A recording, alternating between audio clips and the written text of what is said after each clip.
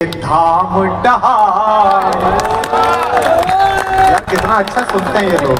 फिर क्यों जग के असुर पक्ष ने हम दोनों के धाम डहाए।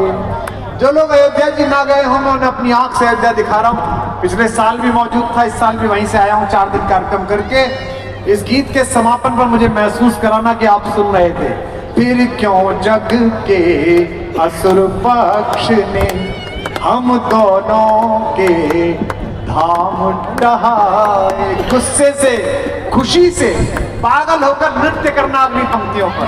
हम दोनों के धाम डहाए। 5 सदी से सब व्याकुल थे,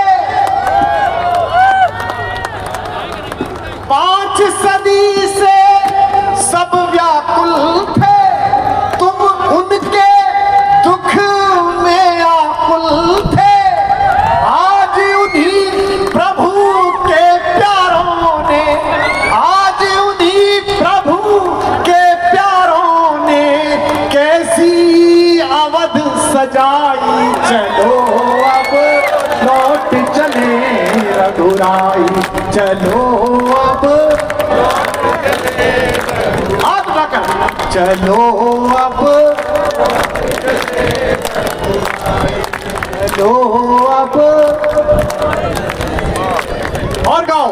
अवध में आए गए रघुराई, अवध में आए गए रघुराई, अवध में आए गए रघुराई, अवध में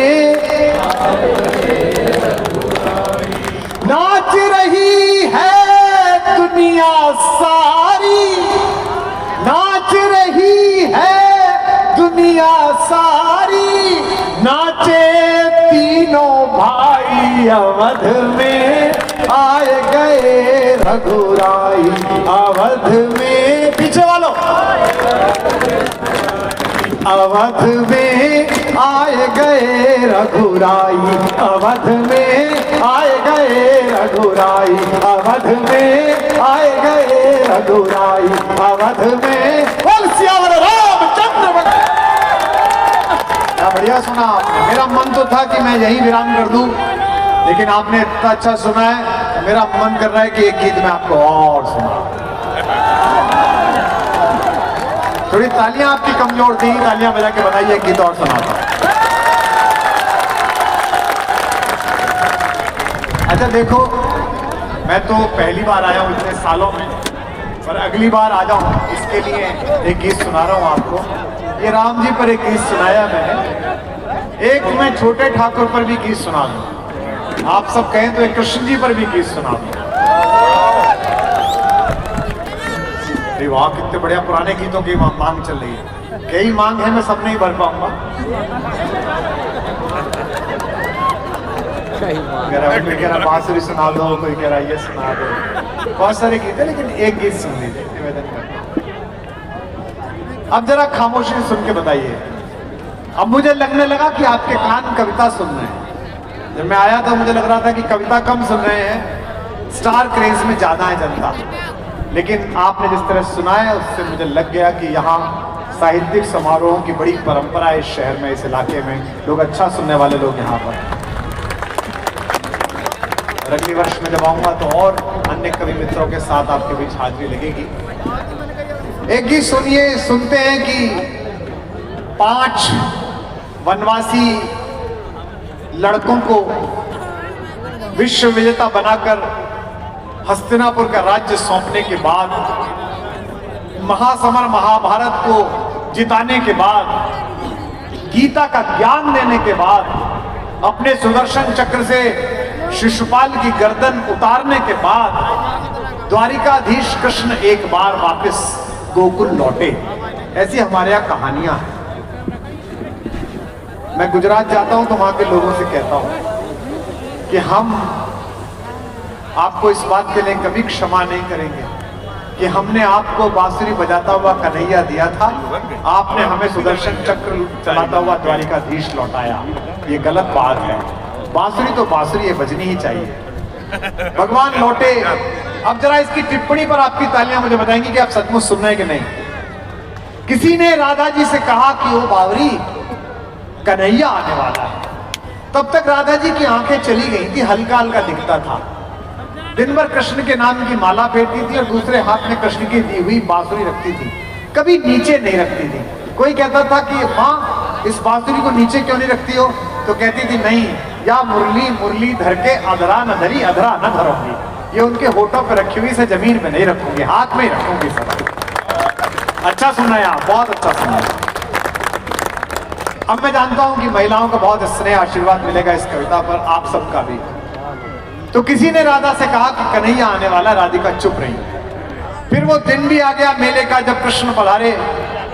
एक सामान्य से मंत्री, मुख्यमंत्री या कोई आता है तो बहुत शोर मचता है, गाड़ियों का हॉर्न बजते हैं। वे तो सम्राटों के सम्राट थे। मेले में आए तो सबको पता चल गया कि कृष्ण आ गए, कृष्ण आ गए, ब्रज में कृष्ण लौट आए।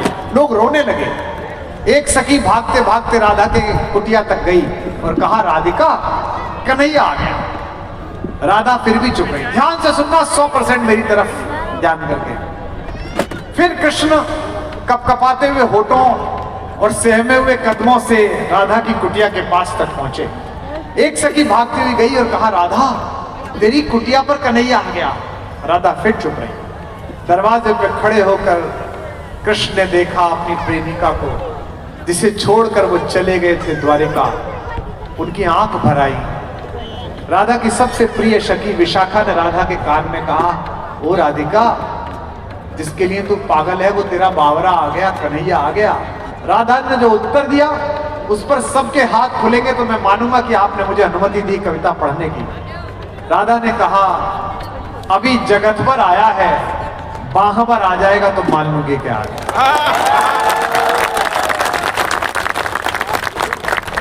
हम सब सफल लोग जो तथाकथित रूप से सफल हैं, अधिकारी हैं, मंत्री हैं, नेता हैं, विधायक हैं, आर्टिस्ट हैं, पॉपुलर लोग, हम जगत भर घर पहुंचते हैं, वहां पर नहीं पहुंचते। हमारे परिवार के उत्सव में भी हमें कोई ना कोई चिंता रहती है। जिन विधायकों को देख के, जिन मंत्रियों को देखकर तुम्हारे मन में ईर्ष्या आती है कि कितने बड़े लोग हैं, तुम कभी उनकी शामें देखो, उनकी रातें देखो, उनकी बेचैनियां देखो, अपने अस्तित्व को बचाए रखने की उनकी जद्दोजहद देखो। मैं कृष्ण की ओर से एक गीत पढ़ रहा हूं, अब जरा फिर सुन के बताइए। कृष्ण ने कहा, राधा, मैं तेरा कन्हैया। जो पंक्ति का अर्थ समझ जाए उनके कलेजे में तीर की तरह चुभेगी लाइन। कहा, राधा, मैं तेरा कन्हैया। हाथ सर पर फिराया।